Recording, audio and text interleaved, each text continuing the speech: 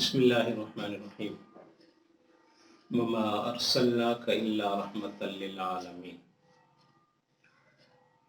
اللہم صلی علی محمد النبی الامی وعلی آلہ وسلم تسلیما کہ محمد سے وفا تو نے تو ہم تیرے ہیں، یہ جہاں چیز ہے کیا لوح و قلم تیرے ہیں۔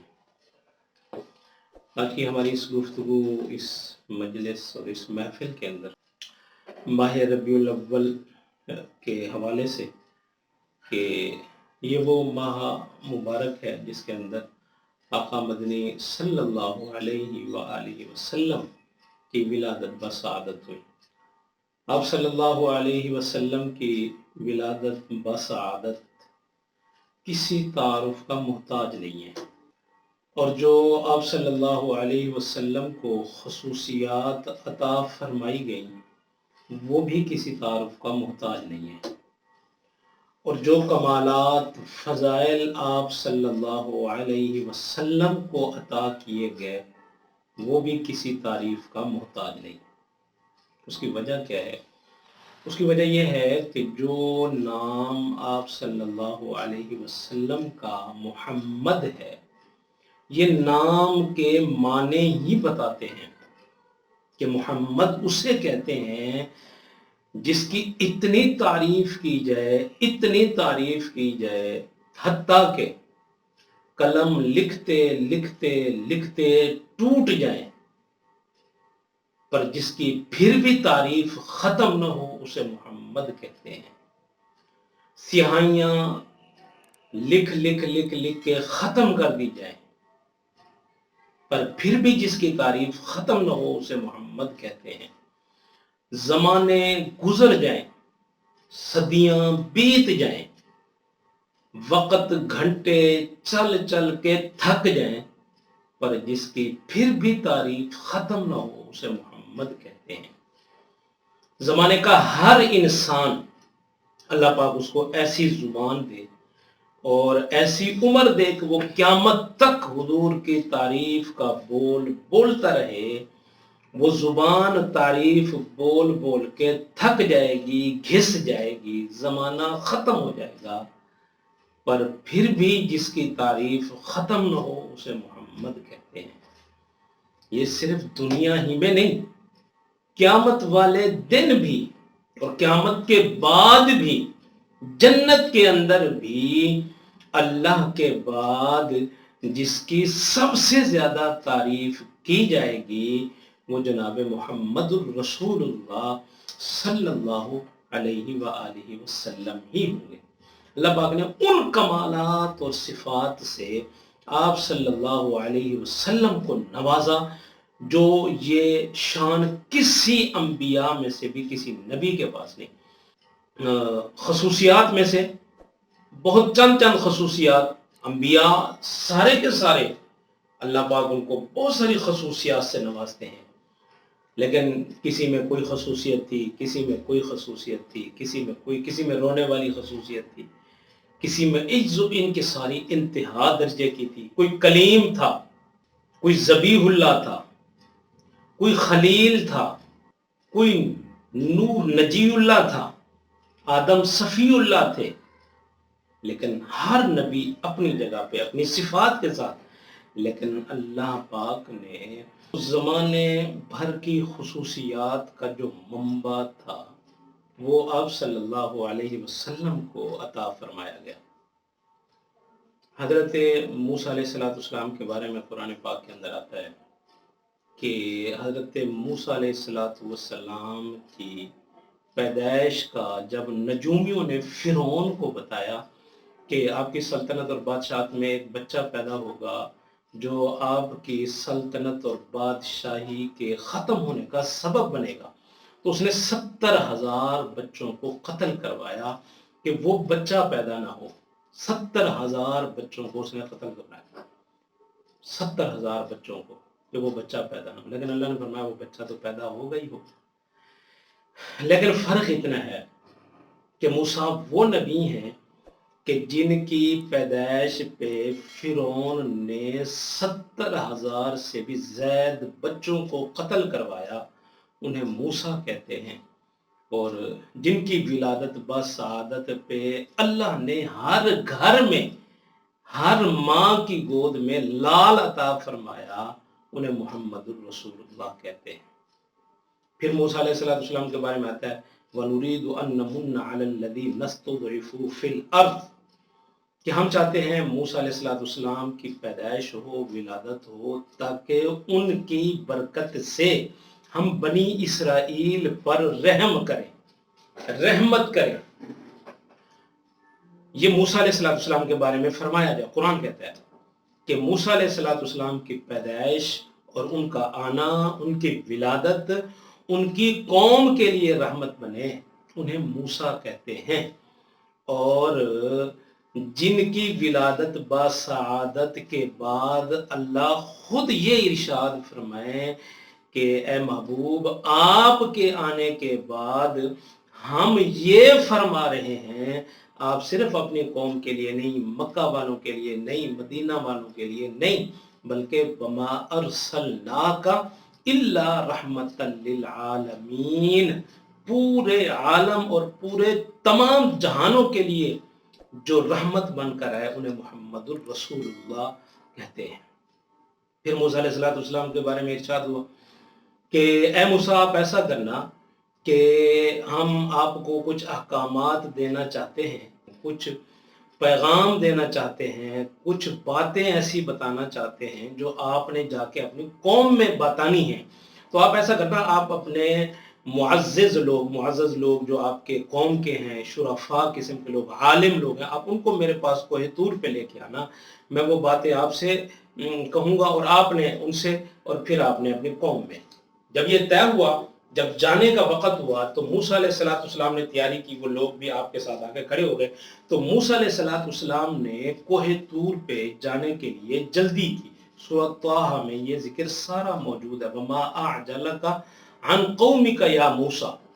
موسیٰ علیہ السلام نے جلدی اپنے ان علماء کو، شرفاء کو پیچھے چھوڑا، یہاں تک کہ آپ ان کو پیچھے چھوڑ کے آپ کوہ طور پہ پہنچ گئے۔ تو اللہ پاک نے ارشاد فرمایا کہ اے موسیٰ آپ اپنی قوم کو چھوڑ کے میرے پاس آنے کی جلدی کیوں کی؟ آپ ان کو ساتھ لے کے آتے۔ تو موسیٰ علیہ السلام نے ارشاد فرمایا اللہ میرا مقام اتنا اونچا ہے، میرا منصب اتنا اونچا ہے، میں نے یہ چاہا کہ میں جلدی کر کے آپ سے آپ کی رضا حاصل کر سکوں۔ ٹھیک ہے، اے اللہ میں آپ کے پاس جلدی اس وجہ سے پہنچا ہوں تاکہ آپ مجھ سے جلدی راضی ہو جائیں، آپ کے حکم بجا لانے میں دیر نہ کروں۔ اے اللہ وہ تو آ رہے ہیں لیکن میں جلدی اس وجہ سے آیا ہوں کہ آپ راضی ہو جائیں۔ جو جلدی قوم سے چل کے کوہ طور پہ پہنچے اس لیے کہ اللہ کی رضا حاصل ہو، انہیں موسیٰ کہتے ہیں۔ اور جو اپنی ساری امت کو لے کے گناہ بخشوا کے جنت میں لے جائے، انہیں محمد الرسول اللہ کہتے ہیں۔ یہ شان ہے حضور پاک صلی اللہ علیہ وسلم کی۔ پھر سورۃ طٰہٰ میں ایک واقعہ موجود ہے، اللہ پاک نے ارشاد فرمایا وَمَا تِلْكَ بِيَمِينِكَ يَا موسیٰ، اے موسیٰ یہ آپ کے ہاتھ میں کیا ہے؟ تو موسیٰ علیہ السلام نے ارشاد فرمایا قَالَ هِيَ عَصَايَ، اے میرے اللہ یہ ڈنڈا ہے، یہ عصا ہے، یہ لکڑی ہے۔ تو اللہ پاک نے فرمایا اس کو نیچے پھینکو۔ تو جب موسیٰ علیہ السلام نے وہ لکڑی، وہ ڈنڈا نیچے پھینکا تو وہ ایک اژدہا بن گیا، ایک سانپ بن گیا۔ ایک لکڑی وہ سانپ بن گئی۔ اب جن کے لیے ایک لکڑی ایک عصا اور ایک لکڑی جن کے لیے سانپ بن جائے، انہیں موسیٰ کہتے ہیں۔ اور ایک بدو حضور پاک صلی اللہ علیہ وسلم کی خدمت میں حاضر، اس نے کہا یا رسول اللہ میں ایمان ہی تب لاؤں گا جب یہ درخت آپ کے کہنے پہ چل کے آپ کے پاس آ جائے۔ تو حضور نبی کریم صلی اللہ علیہ وآلہ وسلم نے ارشاد فرمایا اے نوجوان میں کہوں تو یہ تو بہت بڑی بات ہے، آپ اسے جا کے میرا کہو کہ آپ کو حضور بلاتے ہیں۔ وہ شخص حیران ہو گیا، اس نے کہا یا رسول اللہ وہ تو سنتا ہی نہیں، وہ تو بولتا ہی نہیں، اس کے پاس عقل ہی نہیں ہے، اس کے پاس چلنے کی قوت طاقت نہیں ہے، وہ چل کے آپ کے پاس کیسے آئے گا؟ تو حضور نے فرمایا یہی تو کمال ہے، وہ بولتا بھی نہیں، وہ چلتا بھی نہیں، وہ سنتا بھی نہیں ہے. یہی تو کمال ہے. جو بولے نہ، جو سنے نہ، جو چلے نہ، پھر بھی حضور کا پیغام سن کر حضور کے قدموں میں آ جائے، اس سے بڑا شرف اور اس سے بڑا کمال، اس سے بڑی فضیلت اور کیا ہو سکتی ہے. تو ایک موسیٰ جن کے لیے ایک عصا وہ سانپ بنا انہیں موسیٰ کہتے ہیں، اور جن کے لیے پورا درخت چل کے آئے انہیں محمد الرسول اللہ کہتے ہیں. پھر موسیٰ علیہ السلام کے بارے میں آتا ہے سورہ بقرہ میں، وَإِذْ وَعَدْنَاكُمْ مُوسَىٰ 40 لَيْلَةً، اے موسیٰ آپ ایسا کرو 40 راتیں کوہ طور پہ آؤ، 40 راتیں کوہ طور پہ آ کے گزارو، پھر ہم آپ کو کتاب دیں گے. جو 40 راتیں کوہ طور پہ گزارے پھر اسے کتاب ملے انہیں موسیٰ کہتے ہیں. اور جن کے لیے جبریل امین گلی گلی کوچا کوچا قرآن لے کے جائے انہیں محمد رسول اللہ کہتے ہیں. انہیں محمد رسول اللہ کہتے ہیں. یہ عظمت اور یہ شان ہے آپ صلی اللہ علیہ وسلم کی. تو یہ ماہ ربیع الاول ہے، اس کی 9، 11، 12 اس میں یہ قول ہیں، یہ اقوال ہیں. اس میں حضور نبی کریم صلی اللہ علیہ وسلم کی ولادت بسعادت ہوئی. مشہور قول 12 ربیع الاول کا ہے. تو پہلے اندھیرا ہی اندھیرا تھا آپ کے آنے سے پہلے. جب آپ آئے تو کائنات میں وہ روشنی ہوئی کہ اس روشنی کا نور قیامت تک چلتا رہے گا، قیامت تک. پہلے ضعیفوں کو، کمزوروں کو، محتاجوں کو، مسکینوں کو کوئی نہیں پوچھتا تھا، لیکن حضور کے آنے کے بعد اللہ پاک نے حضور کی شفا والی زبان نبوت سے ان کے بارے میں وہ ارشادات بیان فرمائے کہ آپ صلی اللہ علیہ وسلم نے ارشاد فرمایا یتیم کے سر پہ ہاتھ رکھا کرو. پوچھا گیا یا رسول اللہ وہ کیوں؟ آپ صلی اللہ علیہ وسلم نے ارشاد فرمایا جو شخص یتیم کو یتیم سمجھ کے اس کی دلداری کرتے ہوئے اس کے سر پہ ہاتھ رکھتا ہے، اس کے ہاتھ کے نیچے جتنے بال آتے ہیں نا اللہ اتنی اس کے نام اعمال میں نیکیاں لکھ دیتے ہیں. پھر یہ ارشاد فرمایا بچیوں کو زندہ درگور کر دیا جاتا تھا، لیکن حضور آئے تو اللہ نے بیٹی کو وہ مقام عطا فرمایا کہ سب سے پہلے جو یہ الفاظ اور یہ جو شان اللہ کے حبیب نے بیان فرمائی کہ فاطمہ تو بضعۃ منی، فاطمہ میرے جگر کا ٹکڑا ہے. یہ ارشاد فرمایا اپنی بیٹی کے بارے میں کہ بیٹی کو زندہ درگور نہیں کرتے، وہ تو جگر کا ٹکڑا ہوتا ہے. کون زندہ درگور کرتا ہے ان کو؟ تو اللہ نے بیٹیوں کو زندگیاں دی، یتیموں کو اللہ پاک نے جو ان کے ساتھ مدد کرنے والے تھے جنت کے حوالے دیے، جنت کی بشارتیں سنائیں. حضور نبی کریم صلی اللہ علیہ وسلم کی ولادت کے بعد کائنات میں رحمت ہی رحمت بکھیر دی گئی، ہر سمت ہی رحمت ہی رحمت. حضور پھر جہاں گئے، جہاں بیٹھے، ذات، صفات، آپ کا اٹھنا، آپ کا بیٹھنا، آپ کا مکہ، آپ کا مدینہ، آپ کے یار، آپ کے اصحاب، حتیٰ کہ آپ جن جن سواریوں پر سوار ہوتے تھے رب العالمین نے ان جیسی یہ جتنے مقامات ہیں اللہ نے پھر ان جیسا کمال کسی کو بھی نہیں عطا کیا. تو اس ماہ مقدس کے اندر اپنے حضور نبی کریم صلی اللہ علیہ وآلہ وسلم پر ایک تو کثرت سے درود پڑھیں، کثرت سے، اور مولا کا شکر ادا کریں کہ یا اللہ ہمیں تو نے بن مانگے اپنے حضور کے امت کو پیدا فرمایا. اور دوسری بات یہ ہے کہ ساتھ ساتھ میں ہم کوشش کریں جہاں ہم اس خوشی کو مناتے ہیں، یہ خوشی کرتے ہیں کہ حضور آئے، حضور کی ولادت ہوئی، وہاں اس سے بھی یہ ضروری ہے کہ وہاں حضور صلی اللہ علیہ وآلہ وسلم کی سیرت طیبہ کو اپنانے کی کوشش کریں، وہ کرنے کی کوشش کریں. منانے سے زیادہ یہ ضروری ہے، یہ ضروری ہے. خوشی تو ہم 12 دن کر لیتے ہیں، اس کے بعد کیا ہوتا ہے؟ ختم. باقی دن کیا ہوتا ہے ہمارے یہاں؟ نہیں، یہ نہیں کرنا. اسی طرح خوش رہو، ساری زندگی خوش رہو، رب خوش رکھے.